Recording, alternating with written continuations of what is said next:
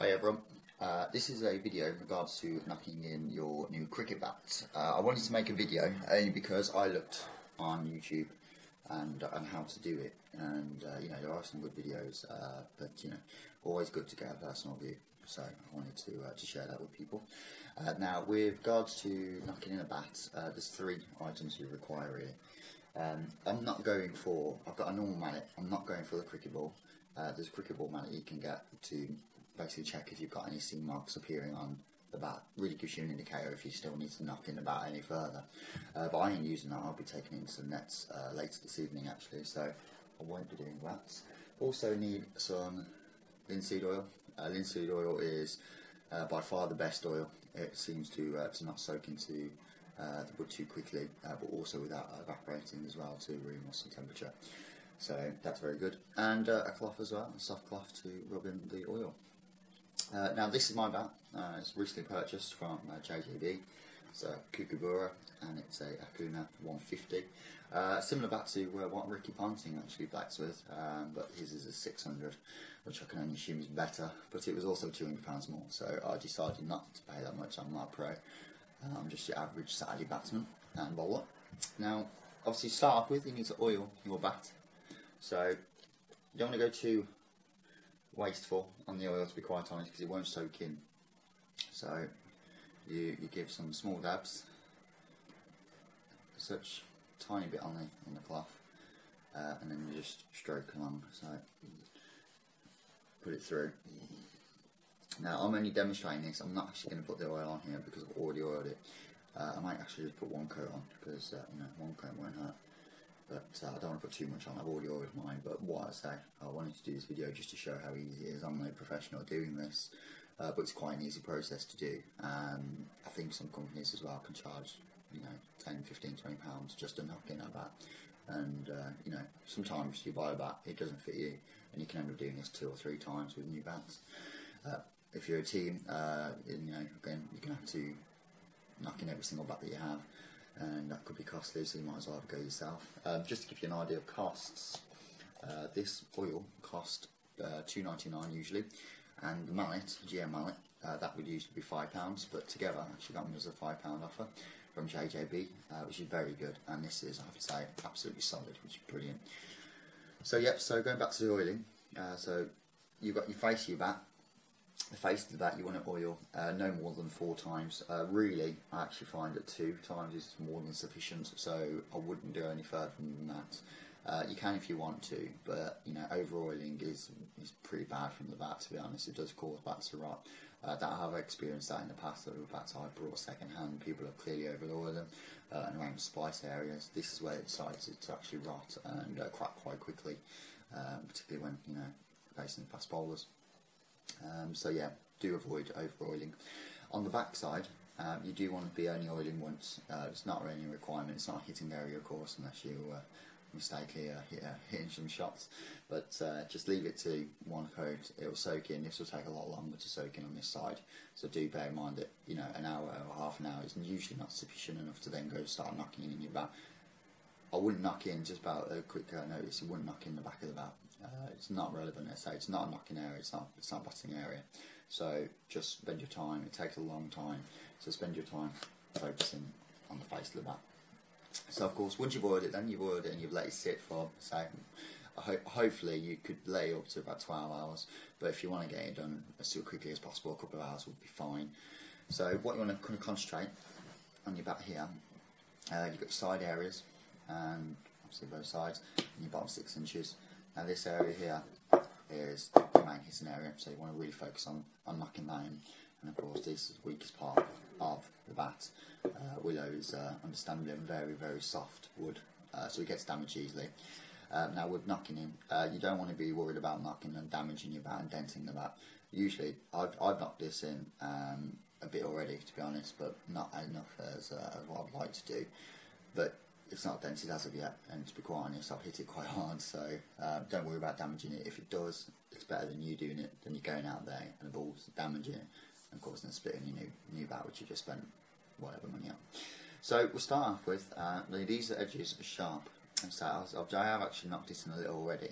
Now they actually come as sharp as these edges here. Now they've knocked in, and they're, I don't know if you can see on camera there, but they are quite round already. But again, the best preparation you can do now, it's going to save laser damage, and you know, going to prolong the life of your bat. So I'll start off with soft. So you want to start soft motions. You don't want to start hitting it immediately. So 45-degree angle, working your way up. Now, as I say, the 6 inches is the best area for hitting. So that's where you want to focus on. You also want to do it all right by the splice, not too much, but you do want to do it. There's going to be bounces and etc. It's going to hit the splice area on the edges, and again, if it's not prepared, you're likely running a risk of damage. So do spend a little time on that, but not so much obviously as lower bat, where the main hitting area is. So say I can just do it small amounts, lightly as well, and gradually getting harder.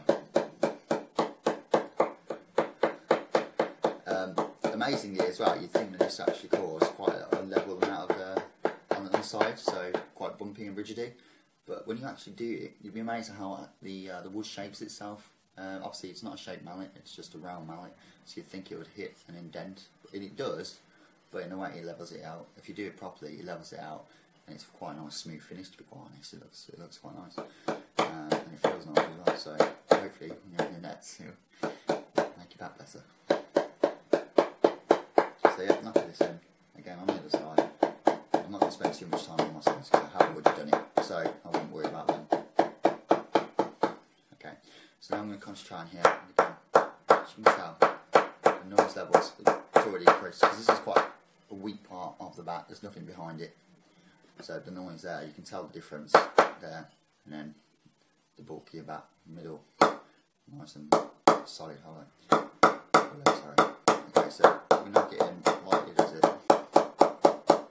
Again, do mainly concentrating on the bottom 6 inches.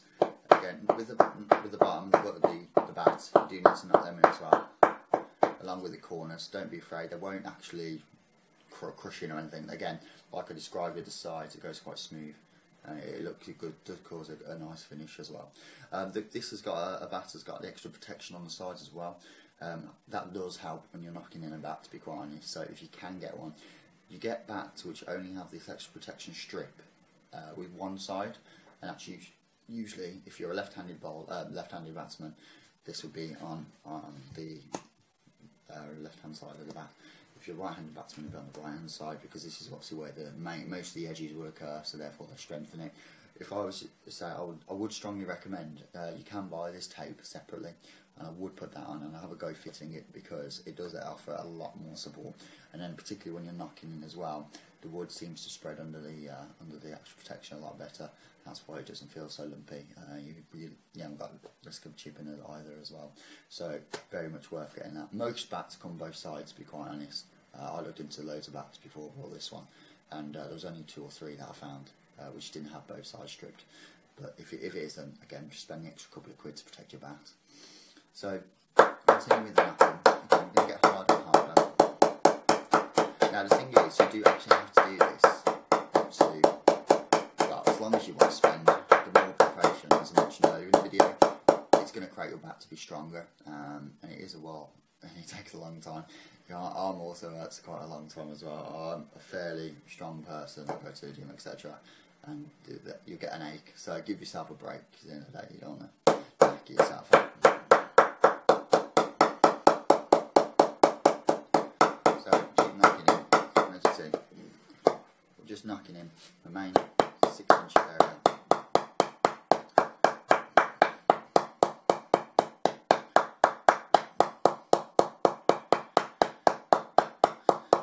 Now we're getting to do a bit more on the sides. Do also, even though you've got to concentrate on this area, you want to lightly knock in this area as well. Again, as well as the splice, but don't go too hard. You don't want to run the risk of cracking it or anything like that before you even hit a ball. So just lightly. And again, like I said earlier, you can tell the weak areas off the bat. That's why you don't want to knock them in too hard. This area, that quite hard, and it won't ever crack.